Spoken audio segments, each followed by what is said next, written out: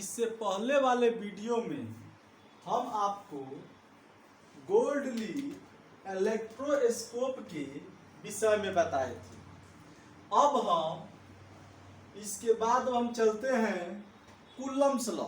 अब इस टॉपिक को आप काफ़ी ध्यान से देखेंगे तो किसी तरह का कोई दिक्कत नहीं होगा। यदि आप क्लास 11th में ग्रेविटेशन चैप्टर पढ़े होंगे तो आपके लिए ये टॉपिक और ही आसान हो जाएगा।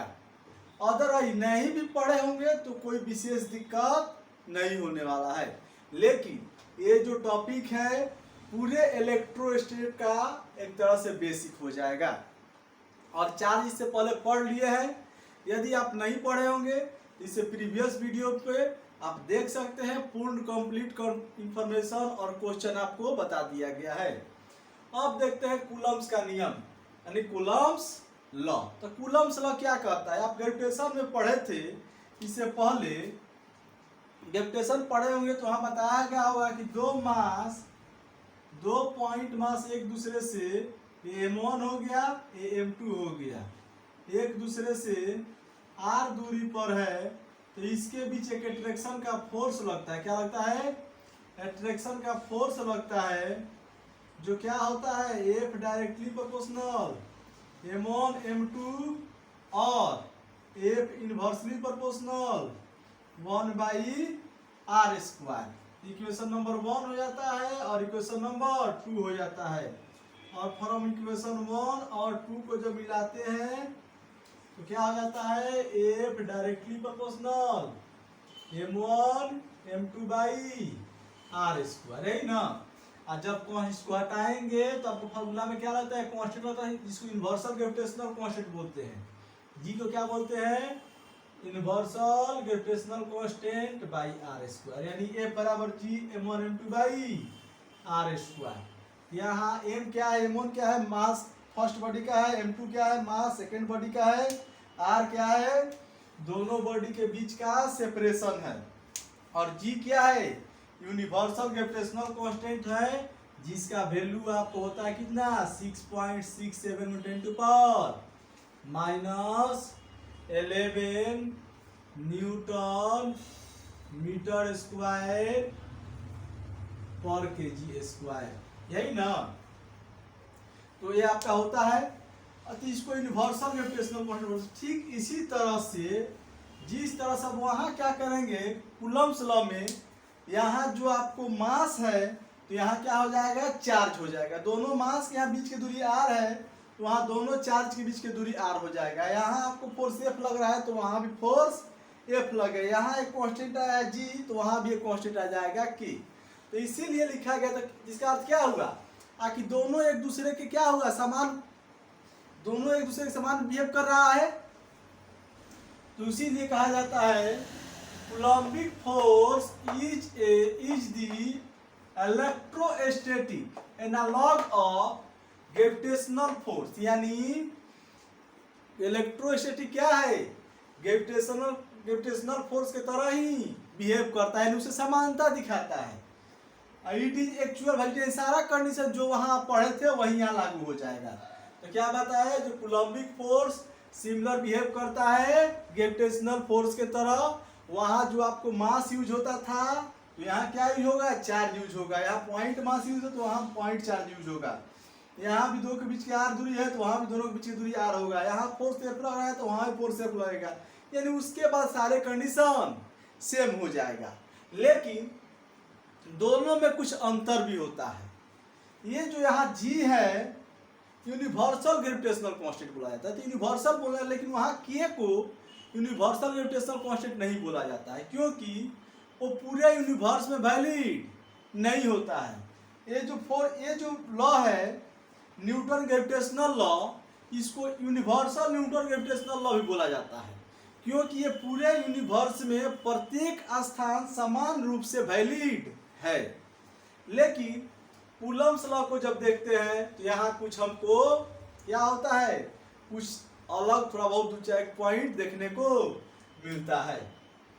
तो वही when size of the body is much smaller than the separation between two charge, यानी दोनों बॉडी के जो साइज होना चाहिए उसके बीच के सेपरेशन से काफी छोटा होना चाहिए, और दोनों चार्ज के बीच की दूरी होना चाहिए हमेशा 10 के पावर माइनस 15 से बड़ा होगा तभी लागू होगा, यदि उससे छोटा होगा तो लागू नहीं होगा। आप जानते हैं कि हमारा जो न्यूक्लियस का साइज होता है 10 टू पावर माइनस 14 से 10 के पावर माइनस 15 के टर्म में होता है, तो इतना में होता है। आप देखते हैं कि न्यूक्लियस के अंदर प्रोटॉन एक साथ रहता है, यदि मान लीजिए वहां कूलम्बिक फोर्स काम करता, दोनों के बीच क्या होता, रिपल्सन होता, तो दोनों के बीच रिपल्सन होता तो न्यूक्लियस को तोड़ देता, लेकिन न्यूक्लियस तोड़ता है नहीं। इसका मीनिंग क्या है, आखिर न्यूक्लियस के अंदर कूलम्बिक फोर्स काम नहीं करता है। कोई दिक्कत, अर्थात हमें से एक कंडीशन हो गया कि कूलम्बिक फोर्स कब लागू होगा, जब दो चार्ज के बीच की दूरी कम से कम 10 के पावर माइनस 15 से बड़ा होगा तभी कूलम्बिक फोर्स लागू होगा। किसी को इसमें कोई दिक्कत? According to Coulomb's, according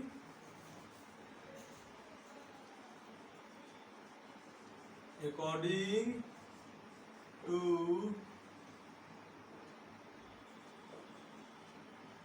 Coulomb's, according to Coulomb's 2 point charge, 2 point charge particle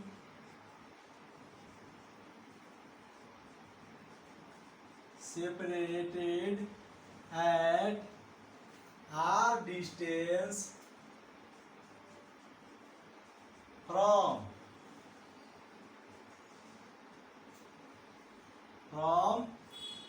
each other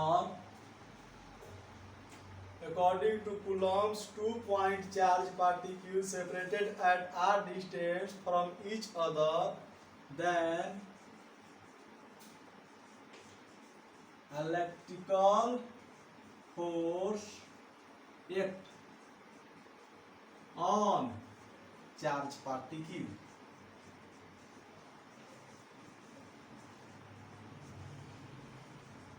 जैसे मान लीजिए कि चार्ज पार्टिकल आपको Q1 यहाँ हो गया और दूसरा Q2 हो गया, और दोनों के बीच की दूरी क्या है, R है। तो इसका फार्मूला कैसे बनेगा, जिस तरह से यहाँ हम फार्मूला यूज किए हैं उसी तरह से यहाँ भी फार्मूला यूज करेंगे। तो इसको आप पहले लिख लीजिए, उसके बाद हम आगे चलते हैं। इसको आप कंप्लीट कीजिए, और इस जिनको हिंदी में दिक्कत हो तो हम इसका हिंदी डिस्क्रिप्शन बॉक्स में लिख देंगे, वहाँ लिखा हुआ है, आप आसानी से वहाँ जाकर क्या कर सकते हैं, स्टडी कर सकते हैं और यहाँ का समझ सकते हैं। जो खासकर हिंदी में पढ़ने वाले स्टूडेंट हैं उनके लिए, और इंग्लिश वाले हैं तो उनके लिए यहाँ बोर्ड पर ही सारे चीज लिखा रहेगा।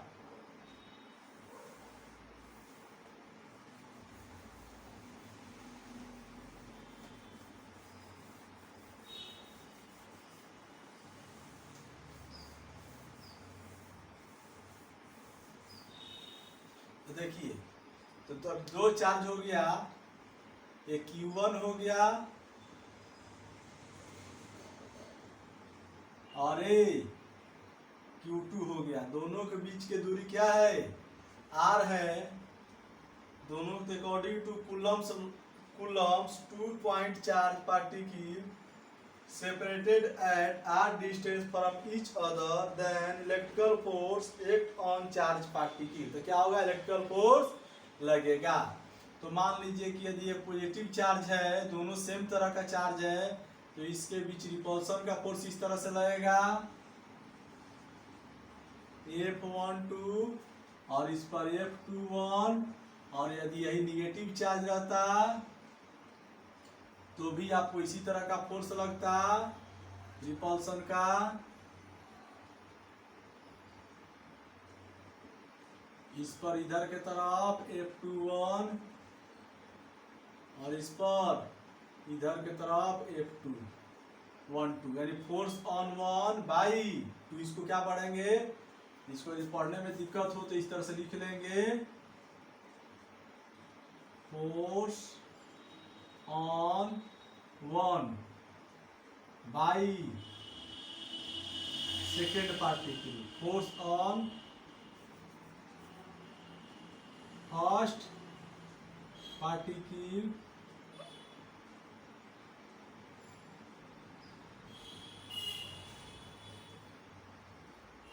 Due to force on first particle,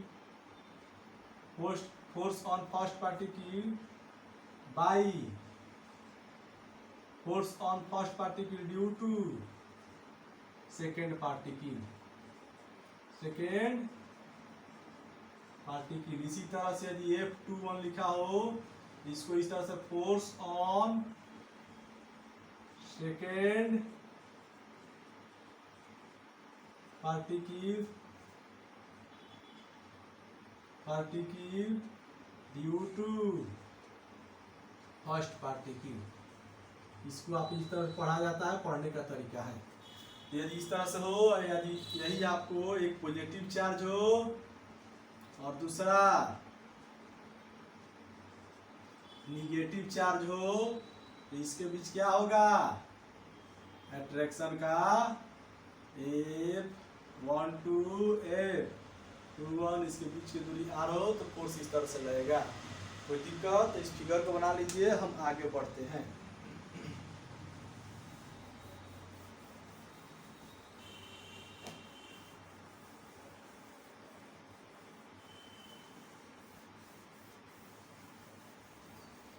इसको आप लिख लीजिए। अब हम देखते हैं कूलम्ब्स के अनुसार, इसको आप देख लिए, it is found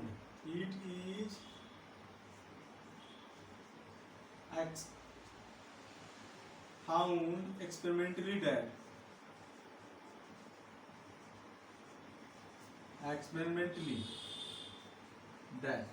it is found experimentally that F directly purpose, तो यहाँ जो F होता है, आपको इससे पहले थोड़ा सा चीज और देख लें। ये जो दोनों फोर्स लगता है, ये जितना फोर्स इस पर लगाता है उतना ही फोर्स इस पर लगाता है, ठीक उसी तरह से दोनों होता है। यानी F12 माइनस F21, क्यों डायरेक्शन अपोजिट है, अर्थात यदि मैग्नीट्यूड के बात करें तो क्या है, दोनों बराबर है। तो it is experimentally found that it is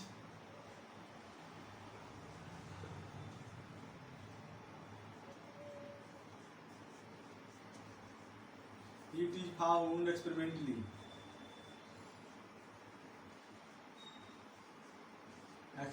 that it is found experimentally that F directly proportional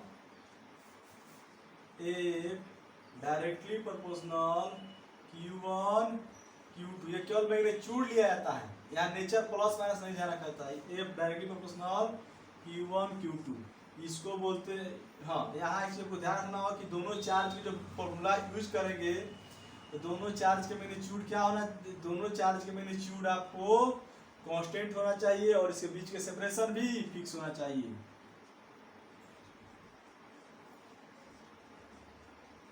magnitude of both charge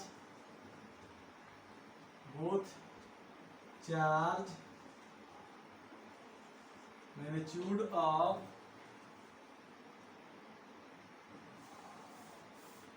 separation between both charge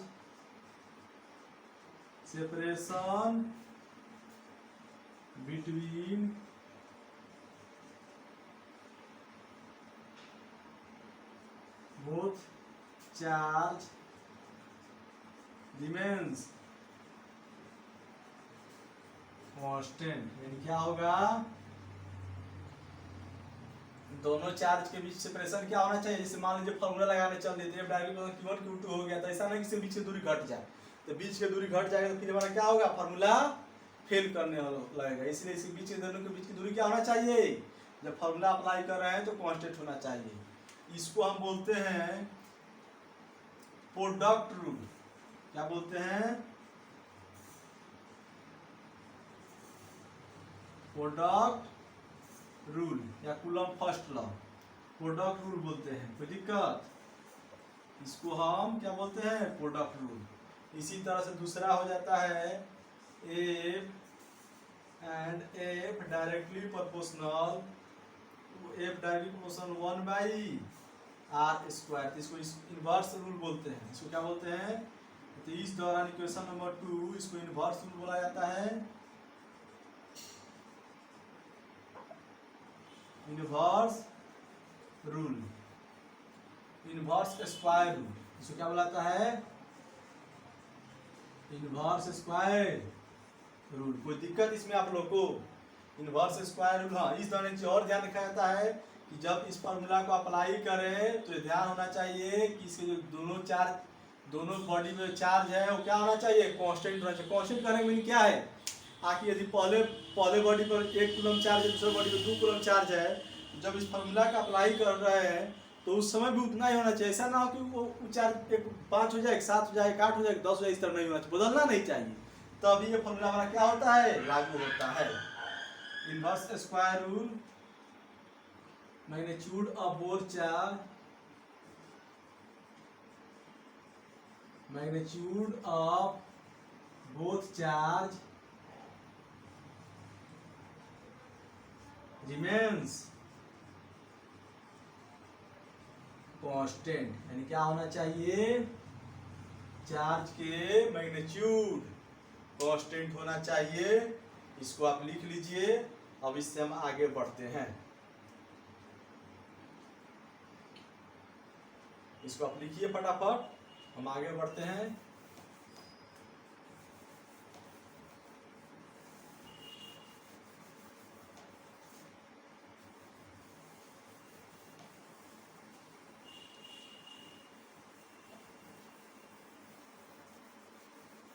देखिए अब इसका अगला पार्ट देखते हैं कि फ्रॉम इक्वेशन 1 एंड 2 से क्या होता है।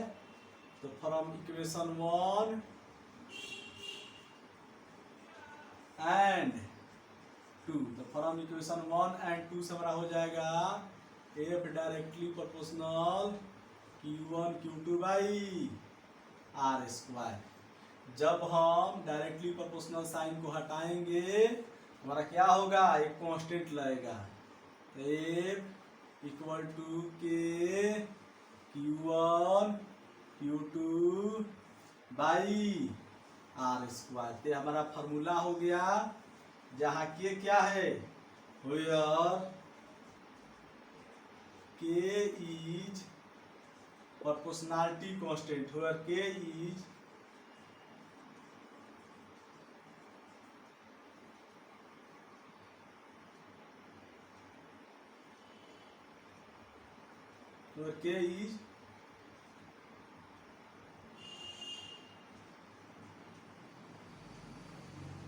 where k is proportional constant that depend on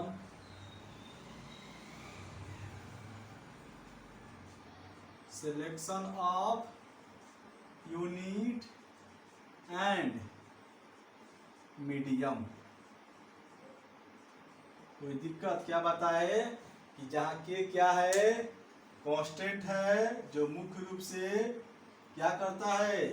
unit के मात्रा के सिलेक्शन पर डिपेंड करता है। कौन सा मात्रा का यूज किया जा रहा है, SI की CGS, और ये दोनों चार्ज के बीच मीडियम क्या है। यहाँ Q क्या है?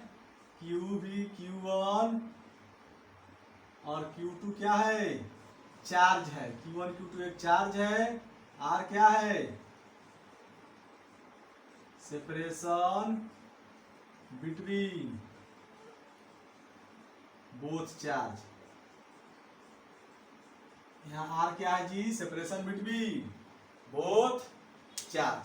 और क्या है के, क्या है प्रोपोर्शनलिटी कांस्टेंट है जो मुख्य रूप से यूनिट के सिलेक्शन पर डिपेंड करता है और मीडियम पर डिपेंड करता है। इसको लिखिए फटाफट। अब इसके आगे तब सबसे पहला एक नंबर देखते हैं यूनिट पर।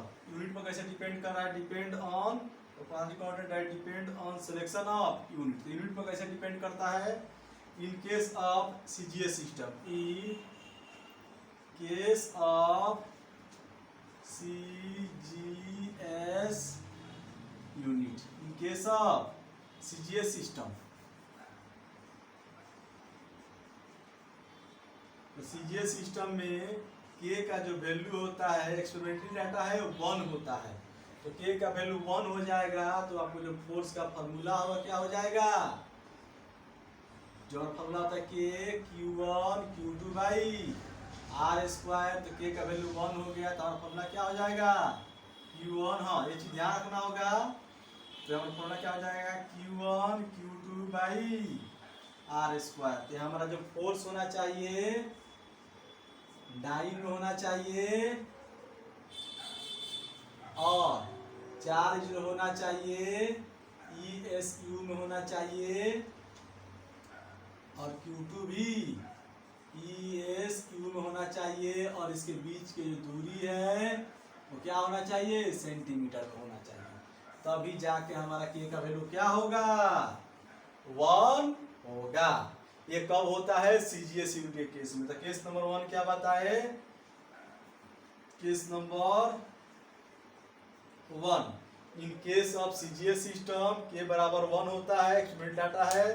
तो ये बराबर क्या हो गया के Q1 Q2 by r square. तो के का वैल्यू 1 होता है तो वहां रखें तो क्या Q1 Q2 by r square.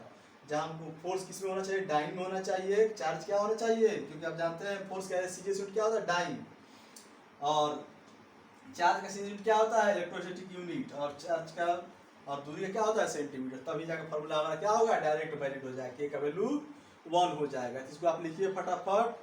अब इसके बाद हम केस नंबर 2 देखते हैं।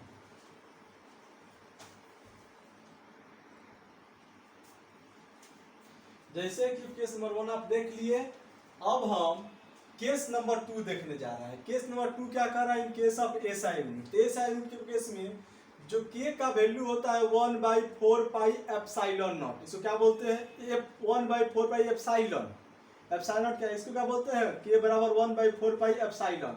जो एप्सिलॉन होता है epsilon naught into epsilon r के डॉट प्रोडक्ट के इक्वल होता है। अर्थात इसके एप्सिलॉन की जगह आप क्या लिख सकते हैं 1/4 pi epsilon naught into epsilon r. कोई दिक्कत, तो के का एक्सपेरिमेंटल डाटा है तो यार एप्सिलॉन जो होता है इसको एब्सोल्यूट परमिटिविटी बोलते हैं, जिसको हिंदी में क्या बोलते हैं निरपेक्ष परावैधता या निरपेक्ष विद्युशीलता।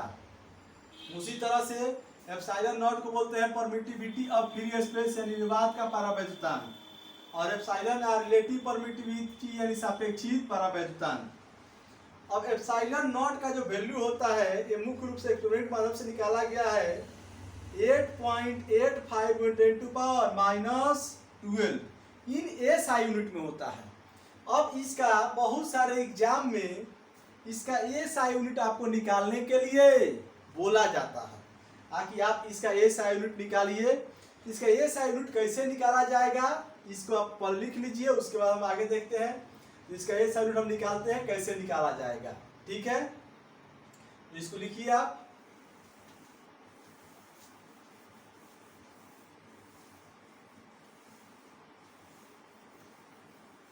एसआई यूनिट और डायमेंशन चेक दोनों चेक कर लेते हैं। सबसे पहले एसआई यूनिट निकालते हैं। बहुत सारे एग्जाम में इसको पूछा गया है कि SI unit of epsilon not. SI unit of epsilon not हमको देखना है तो आप फार्मूला देख चुके हैं कि 1/k Q1 Q2 by r square. देखे जी इसको लिख सकते के जगह 1/4 pi epsilon Q1 Q2 by r square. सामान्यतः एयर के केस में एप्सिलॉन नॉट का वैल्यू आपको 1 होता है। एप्सिलॉन का वैल्यू कितना होता है 1 एयर के केस में। इसके बारे में आगे देखेंगे तो हमारा क्या हो जाएगा, तो इसको हम इस तरह से लिख सकते हैं 1/4 pi epsilon naught into epsilon r Q1 Q2 by r square. तो इसका वैल्यू 1 हो जाएगा। इसको हम लिख सकते हैं 1/4 पाई, 1/4 पाई, हाँ एप्सिलॉन आर का वैल्यू कितना होता है, सामान्यतः एयर के केस में एप्सिलॉन आर का वैल्यू 1 होता है। तो क्या हो जाएगा 1/4 pi epsilon not Q1 Q2 by r square. इतना आप जानते हैं। तो हमारा फोर्स का फॉर्मूला हो गया 1/4 pi epsilon not Q1 Q2 by r square. तो 1/4 पाई एप्सिलॉन Q1 Q2 क्या बताए, ये बराबर इतना फॉर्मूला जानते हैं। इसके जवाब के हम 1/4 एप्सिलॉन लिख सकते हैं Q1 Q2 by r square. Epsilon के जब हम एप्सिलॉन लिख सकते हैं। आईआर के केस में एप्सिलॉन का वैल्यू कितना होता है 1 होता है। 1/4 epsilon not Q1 Q2 by r square लिख सकते हैं। तो यह फॉर्मूला हो गया। अब हमको इसका यूनिट निकालना है। तो क्या करते हैं, सबसे पहले कि एप्सिलॉन नॉट को इधर कर लेते हैं और इसको इधर भेज देते हैं। तो 1/4 pi Q1 Q2 by F into r square. तो ये तो हमारा कांस्टेंट है। ये क्या है जी, कांस्टेंट है। तो इसका कोई यूनिट नहीं होगा, इसका कोई यूनिट नहीं होगा, ये मात्रकहीन होगा। ये कांस्टेंट है, ये क्या होगा, मात्रकहीन होगा, मात्रकहीन। कोई दिक्कत, ये मात्रकहीन होगा। तो इसका जो यूनिट होगा, तो चार्ज का यूनिट क्या होता है, कूलम। कूलम। फोर्स का क्या होता है, न्यूटन। इसका क्या होता है, मीटर। इसको मीटर इंटू मीटर। कोई दिक्कत। तो पहला हमारा यूनिट निकल गया। अब आप जानते हैं वर्क बराबर क्या होता है जी, फोर्स इंटू डिस्प्लेसमेंट होता है ना। तो वर्क बराबर, तो वर्क का यूनिट क्या होता है, जूल। और फोर्स का न्यूटन और डिस्प्लेसमेंट का मीटर। या न्यूटन मीटर को इसके जब हम क्या, इसके जगह पर न्यूटन मीटर जब हम जूल लिख सकते हैं। तो कूलम कूलम जूल मीटर लिख सकते हैं। तो ये हमारा दूसरा यूनिट हो गया। इसको हम जूल लिख सकते हैं। इसी तरह से आप जानते हैं वोल्ट का फॉर्मूला क्या होता है, वर्क बाई चार्ज होता है ना। तो वोल्ट का वोल्ट हो जाता है, चार्ज का क्या होता है, जूल, इसका कूलम। इसके जगह पर हम क्या लिख सकते हैं, वोल्ट लिख सकते हैं। तो कूलम, इसके जगह पर हम 1/वोल्ट लिख सकते हैं, यानी कूलम वोल्ट मीटर लिख सकते हैं। कोई दिक्कत। और एक चीज आगे आप पढ़ेंगे इसी टॉपिक चैप्टर के अंतर्गत इलेक्ट्रोस्टेट के कैपेसिटर। तो वहां एक फॉर्मूला मिलेगा Q बराबर CV। सी कैपेसिटी को बताता है। जैसे आप देखते हैं फैन में जो बैटरी से बना तो उसी कैपेसिटर बोलते हैं, संधारित्र। उसके बारे में आगे पढ़ेंगे। V वोल्टेज को बताएगा, Q चार्ज को बताएगा। C बराबर क्या हो जाएगा, Q बाई V। तो इसका फॉर्मूला क्या हो गया, कूलम, इसका वोल्ट। तो इसको हम बोलते हैं फैराड। इसको हम क्या बोलते हैं, फैराड। इसको एफ से सूचित करेंगे, कैपिटल एफ से। इसको हम लिख सकते हैं क्या, कूलम वोल्ट मीटर को, कूलम पर वोल्ट को हम फैराड लिख सकते हैं, फैराड। इसको हम लिख सकते हैं एफ बाई मीटर। इसका अर्थ हमारे साइलेंट का कितना यूनिट हो गया, सबसे पहला पर न्यूटन पर मीटर स्क्वायर कूलम स्क्वायर हो गया। दूसरा यूनिट हमारा क्या हो गया, पर जूल पर मीटर कूलम स्क्वायर। तीसरा क्या हो गया, तीसरा क्या हो गया, पर वोल्ट पर मीटर कूलम। कोई दिक्कत। चौथा क्या हो गया, फोर्स फैराड पर मीटर। इतना सारा हमारा यूनिट क्या हो गया, एप्सिलॉन नॉट का। अब जो आपको अब देखेंगे कि बहुत सारा एग्जाम में ऑब्जेक्टिव के रूप में इस तरह का क्वेश्चन पूछा गया है, तो आप उसको ध्यान रख के क्या करेंगे, स्टडी करेंगे। इसको आप लिख लीजिए।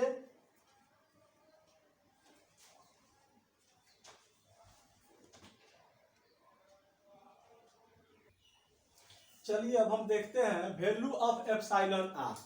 तो वैल्यू ऑफ एप्सिलॉन आर क्या होगा इसको समझने के लिए, in case of epsilon r value, जो एक्सपेरिमेंट डाटा है, एप्सिलॉन आर का वैल्यू जो होता है 1 होता है, जो मिनिमम होता है। कब होता है? एयर या वैक्यूम के केस में।